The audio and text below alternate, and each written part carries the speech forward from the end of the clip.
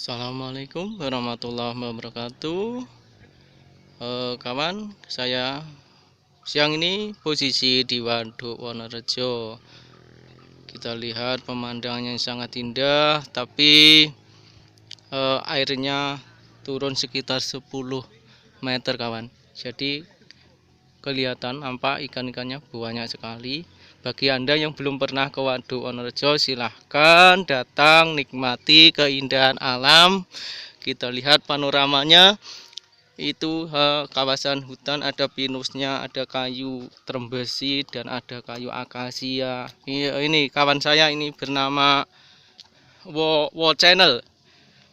Halo Mbah Wo, apa kabar? Apa kabar Mbah Wo?